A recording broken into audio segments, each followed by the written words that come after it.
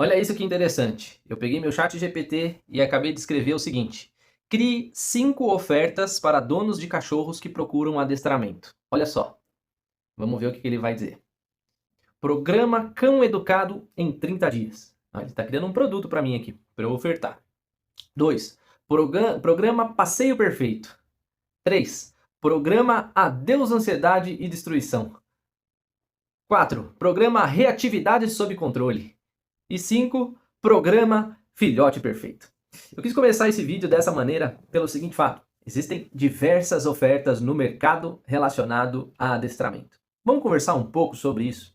Nesse vídeo eu quero trazer para você pontos para trazer as verdades sobre o adestramento, para que você tome a sua melhor decisão, para que você encontre um profissional qualificado e, mais importante do que isso, resolva o seu problema. Se você tem um filhote ou se você tem um cachorro adulto, se você está procurando resolver um problema iminente ou se você está querendo construir uma vida ainda com o seu cachorro, afinal, você tem diversas expectativas e muitas vezes os problemas eles estão acontecendo agora. Só que na hora que você vai procurar um profissional, você vai se deparar com isso.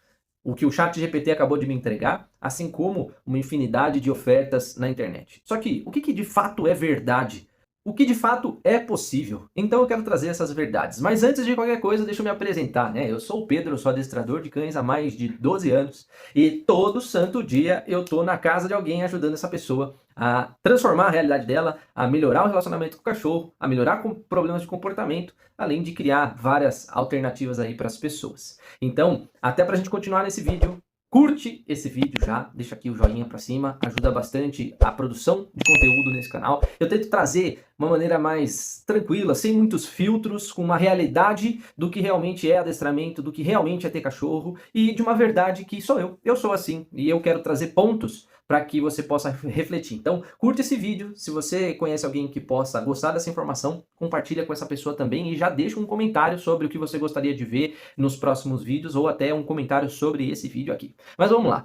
O que acontece? Antes de pensar em resolver um problema relacionado ao cachorro, até mesmo encontrar um profissional, eu vou trazer para você 2 pontos aqui de como funciona o adestramento de fato. Às vezes as pessoas vão prometer para você o tempo, né? Vou prometer que em 30 dias o seu cachorro vai melhorar. Ou que a pessoa pode até citar da seguinte forma: eu vou tirar o comportamento do seu cachorro em tanto tempo. É uma maneira que as pessoas têm de acreditar que é fácil ou que é só uma peça, como se fosse mecânica. Eu tiro aquela peça, não tem mais. E não é assim que funciona.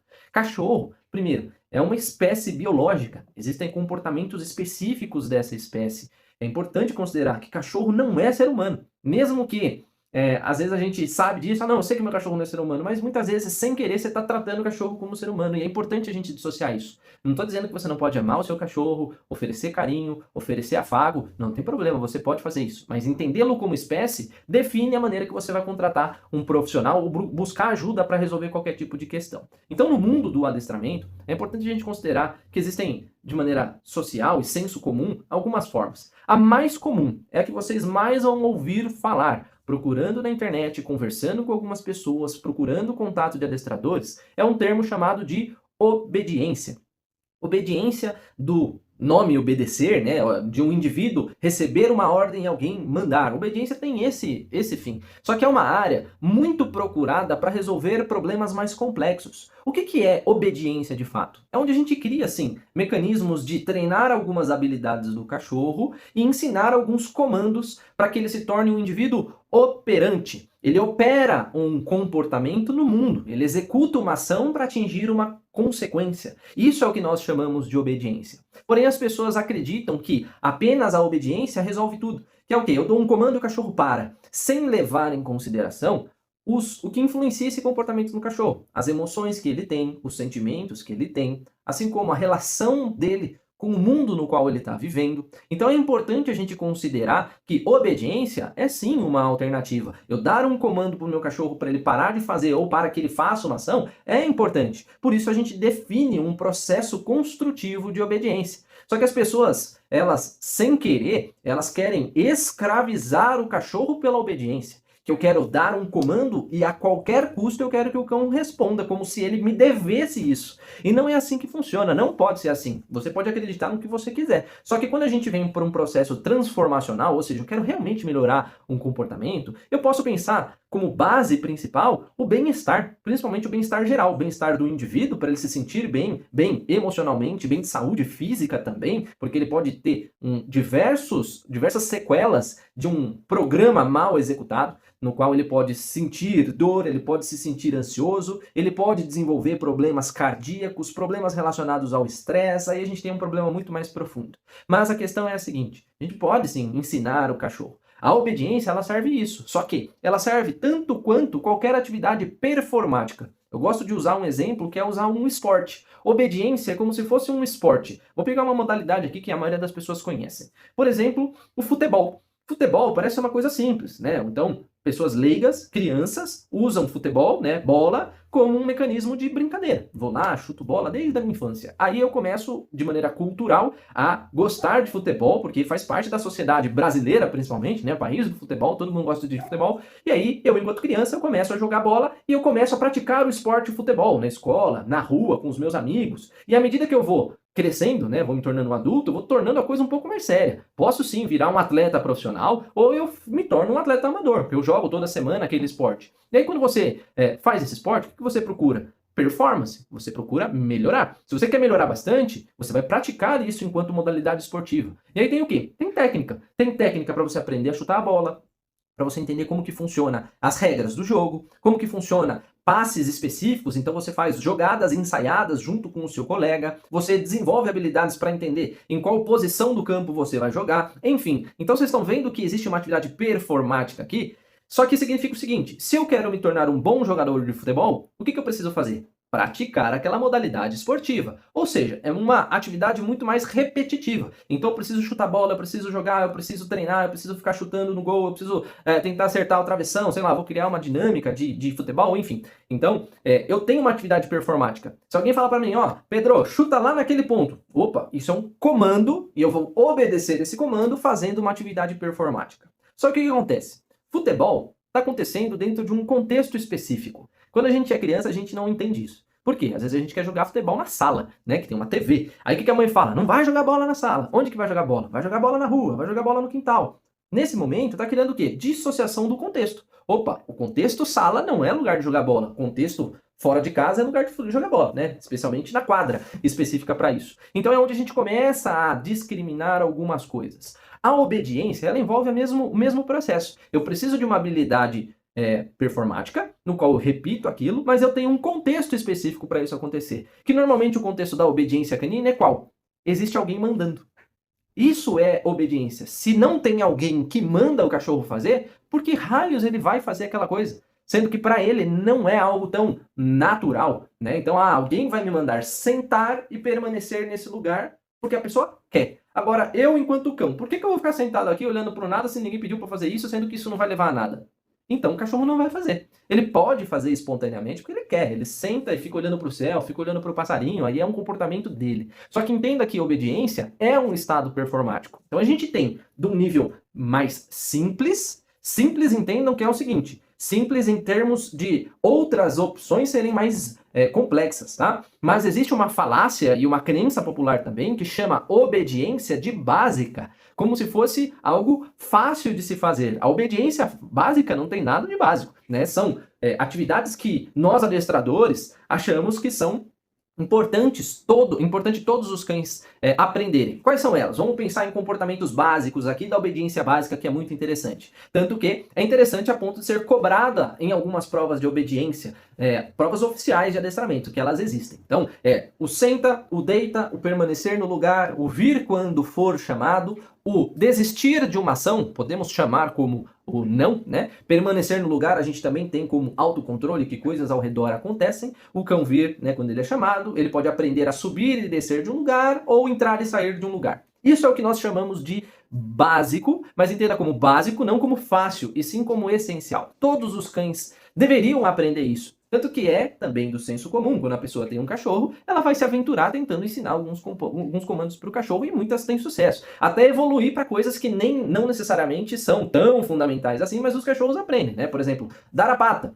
no fundo, não é tão essencial. Mas sim, é um bom comportamento para diversas coisas. Assim como alguns truques que nós achamos super divertidos, mas para o cachorro não tem finalidade nenhuma, a não ser entreter o ser humano. Então você pode ensinar sim vários comandos para o seu cachorro, para que ele te obedeça, pode. E aí você vai ver que dentro do campo da obediência existem as complexidades. Então existe o que é mais básico e existe o que é mais complexo, que envolvem às vezes até modalidades esportivas, né? Uma modalidade muito comum é o agility, aquele esporte que o cachorro passa por obstáculos, sobe, desce. Esse é um esporte que mede bastante, além da coordenação motora, mede a obediência e principalmente a agilidade dos cães. Basicamente todos os cães que têm as características que são interessantes para essa modalidade podem praticar. Assim como existem modalidades mais complexas. Então, uma modalidade bem comum praticada pelos adestradores, ainda não são tão comuns para o público geral, é uma modalidade chamada de IGP. É um antigo esporte que foi renomeado, é o mesmo esporte, que chamava Hippo no passado, e mais passado ainda se chamava Schutzhund,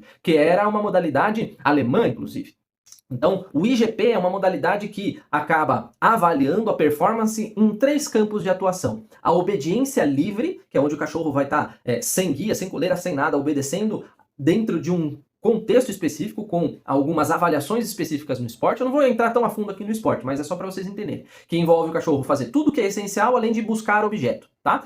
Além disso, dentro desse esporte existe o faro, que é o cão conseguir encontrar um objeto específico num campo aberto. E uma terceira avaliação nesse esporte, que é o IGP, é a proteção. É aquela habilidade que o cachorro tem de expressar agressão e controle sobre isso. Essa é uma modalidade esportiva também. Ela é um nível muito sofisticado da obediência, mas ainda é obediência. Então, obediência é um campo muito grande. Mas no senso comum, na população em geral, muitas vezes a gente quer um cão obediente. Aí eu quero que ele responda ao meu comando. Isso é muito importante. Só que sendo uma atividade performática, a gente consegue fazer isso rápido?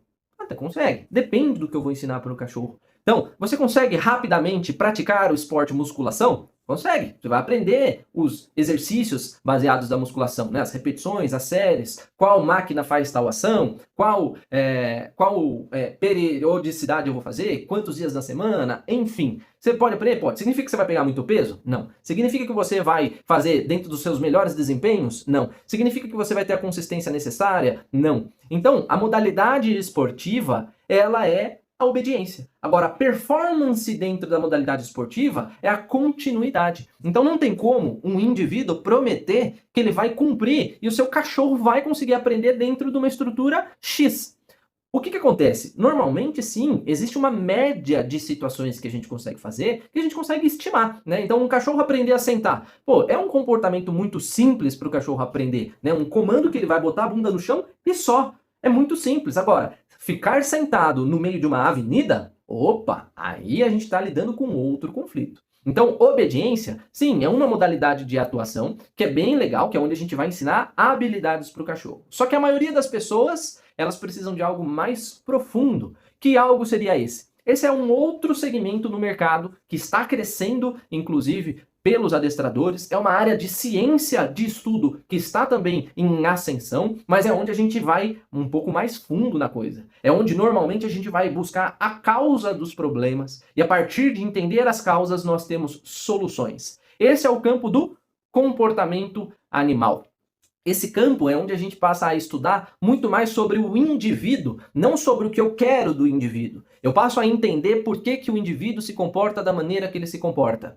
E aí eu vou investigar. Então, por que um cachorro late? Opa, a área do comportamento animal vai estudar isso e entender que se o cachorro late para certas condições que fazem com que isso se torne um problema, aí agora nós temos um problema de comportamento. E aí é onde eu não vou necessariamente conseguir melhorar isso com obediência. Eu vou conseguir melhorar isso com gestão comportamental, que é o quê? São medidas que eu uso a obediência para me ajudar nesse processo, mas especialmente eu preciso ir mais fundo para entender por que o cachorro está latindo. O que esse latido representa para ele? E aí o que eu preciso entender? Que o meu cão, ele não é todos os cães. Ele é um indivíduo. E aqui está a maior dificuldade na procura do adestramento, né? As pessoas procurarem adestramento. É elas considerarem que o cachorro dela é parecido com todos os outros cachorros, especialmente se ele é de raça, né? Então, por exemplo, eu tenho um Golden Retriever. Meu Golden se comporta assim, do jeito que eu não estou gostando. Ele está destruindo um objeto. Aí eu olho pro Golden do meu vizinho e falo, pô, mas o Golden do meu vizinho não faz isso.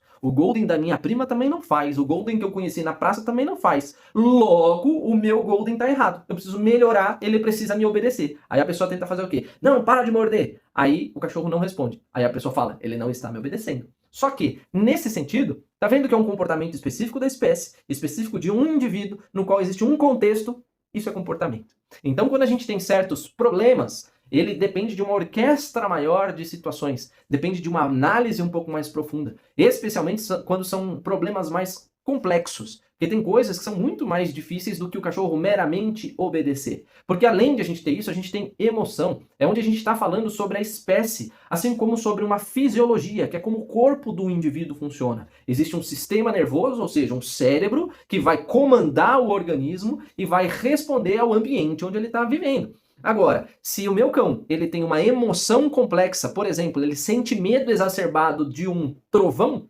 trovão é um elemento da natureza, ninguém controla. Só que se o meu cachorro sente medo por isso, tem como eu mandar ele parar de sentir medo do trovão? Não tem como, você pode mandar, né? Mandar você tem como, agora ele obedecer é outra história. Então quando a gente tem a influência emocional, a gente tem um problema mais complexo. A gente consegue sim ensinar formas do cachorro se comportar. São as atitudes que ele vai ter. Então, quando a gente tem um trabalho comportamental a ser realizado, o que acontece? O que a gente trabalha nesse sentido? Inclusive, a minha especialidade é a parte comportamental. É onde a gente passa a ensinar atitudes para o indivíduo, para que quando ele se sinta ou ele se emocione frente a um contexto, ele saiba o que fazer. Então, vou pegar um exemplo que é um exemplo que eu uso muito nos meus atendimentos.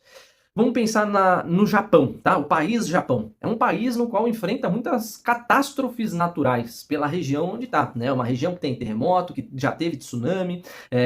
Então é uma região propícia a isso. Vamos dizer que natureza nenhum ser humano controla, né? Então a população que vive no Japão, ela vive sob o risco de sofrer atos da natureza com frequência. Só que como ninguém controla, o que eles têm como controle? A maneira que eles vão agir. E isso nós também temos. Então entendam também que na parte comportamental, nós temos uma ciência comportamental que vale para qualquer espécie. A diferença é a característica específica da espécie. Então, vão ter muitas coisas que eu estou falando aqui que até mesmo você vai se identificar enquanto ser humano. Porque a gente está falando de um elemento científico e não apenas sobre a espécie. Quem estuda a espécie em si são etólogos, tá? Quando a gente estuda a ciência do comportamento, nós temos várias relações com a psicologia comportamental, com neurociência e a coisa vai um pouquinho mais fundo. Mas voltando ao Japão, acontece o quê?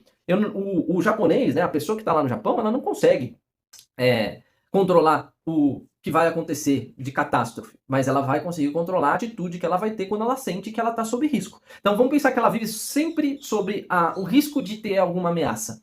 A população japonesa, por já ter passado por diversas experiências, aprendeu a criar mecanismos para sobreviver. Então um dos mecanismos, por exemplo, é eles terem locais de segurança. Significa o seguinte, quando tem terremoto, o que a gente faz? Todos estão treinados a irem para um lugar seguro. Vamos pensar que o lugar seguro é debaixo da mesa. Então, terremoto. Vamos fazer o quê? Todo mundo debaixo da mesa. Todo mundo debaixo da mesa é uma ordem. Ou seja, uma ordem é um comando. Todo mundo ir para debaixo da mesa é uma obediência a esse comando. Nesse sentido, a gente tem a obediência como um elemento.